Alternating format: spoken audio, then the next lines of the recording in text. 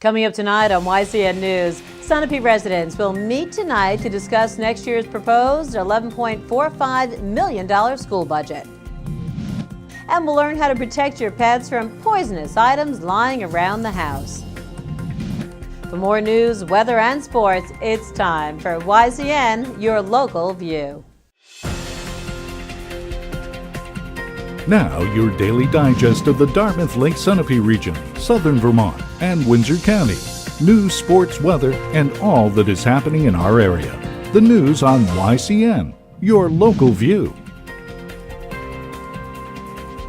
Good evening. It's Wednesday, February 4th. I'm Laura James. Welcome to YCN News.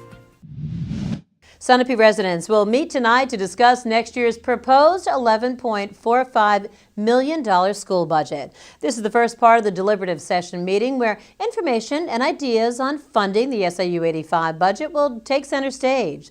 Voters on March 10th will decide if the budget passes or not. If not, the school district will rely on its default or current operating budget. Projected enrollment for all Sunapee public schools next year is 424 students, down from this year's 432 count. Article 7 on the warrant article asks voters to consider spending $50,000 to take care of the middle high school athletic field.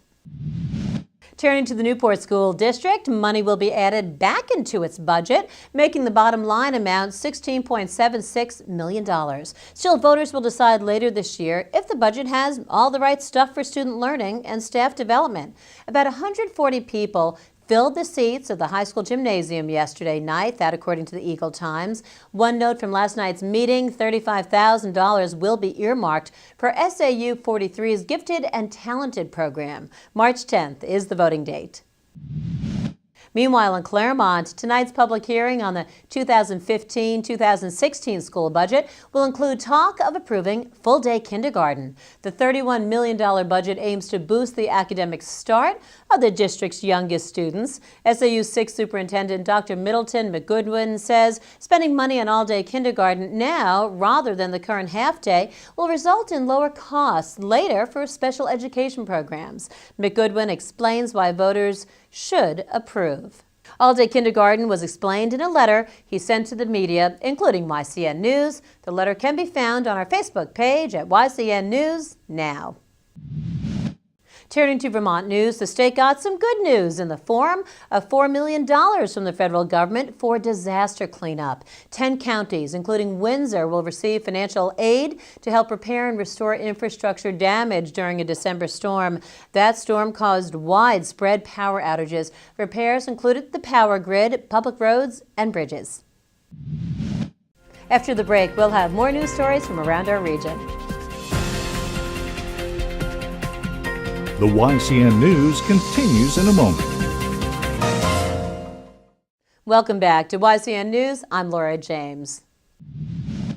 During former New York Governor George Pataki's visit to New Hampshire yesterday, Pataki answered several questions from residents on many topics, including taxes, campaign financing, and growing the economy. Pataki also spoke about immigration reform. I think it's critical that we control the border, and I would make any change to the status of those who are here illegally contingent on having certification first by the Department of Homeland Security that we know that we have effective total control of that border. Right now, stretches are controlled by drug lords. We know ISIS has hundreds of millions of dollars, and they'd be happy to pay to have terrorists have the chance to cross our borders. We simply have to take that step first. Governor Pataki is exploring whether or not to enter the 2016 GOP race for president. Football was also on the mind of residents who met with Governor Pataki yesterday. Pataki, a native of Peekskill, says he's first a Jets fan, then a Buffalo Bills fan. Still, he says he is glad the Patriots won the Super Bowl, which brings us to our next story. It was a big day today in downtown Boston, following a rich tradition in which we have seen parades for Patriots Super Bowl wins, as well as for the Red Sox World Series wins, while Tom Brady, Rob Gronkowski, and the rest of the New England Patriots celebrated their Super Bowl 49 victory today with a championship parade through the streets of Beantown. Brady was voted the game's MVP, and the New England Sports Network reported that Tom Brady rode shotgun on a duck boat down Boylston Street and Tremont Street From the Prudential Center to City Hall, also hitching a ride in one of the amphibious vehicles, was head coach Bill Belichick. Undrafted rookie hero, Malcolm Butler, #1 wide receiver Julian Edelman, and more. The parade was live streamed. It all started at 11 o'clock this morning.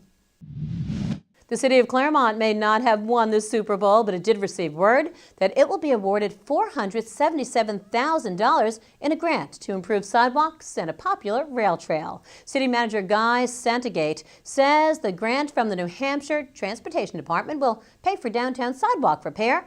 These well-traveled streets include Pleasant, East, and Broad Street, and portions of the Bobby Woodman Rail Trail will be upgraded too. As this is a matching grant, the city will pay $119,000.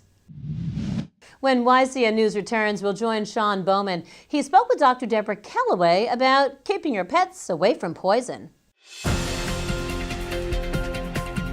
The YCN News continues in a moment. Welcome back to YCN News. Matt McDonald's here. It looks like there's snow in that forecast. Let's check in now with Matt.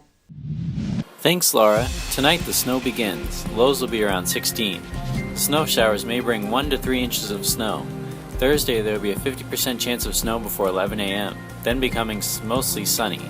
Highs will be near 18 and wind chills may reach as low as -5. Thursday night will be partly cloudy with a low around -10. Wind chill may lower to a frigid -20 degrees. Friday, however, will be mostly sunny with a high near 13, and Friday night will be mostly cloudy with a low around 4. And now it's time to look at our YCN community calendar. Remember, you can see the whole calendar online at ycnnow.com/calendar. On Thursday, there will be bingo at the Claremont Senior Center starting at 4:30 p.m. On Friday, there will be free technical help at the Howe Library in Hanover from 3 to 5 p.m. It's time for YCN Sports. There were 2 games in the Lake Sunapee region worth mentioning. The Newport girls basketball team took on Hinsdale at the Wheeler Gym in Newport last night. After both teams went into overtime, Hinsdale scored the final 3-pointer. The final score was 43-40. Turning to boys basketball, Sunapee took on Newt at the Sherburne Gym last night. Sunapee won 83-39 and conquered Newt. When YCN News returns, we'll join Capital Connections' John O'Connor. He spoke with Claremont City Councilor Charlene Lovett. The YCN News continues in a moment.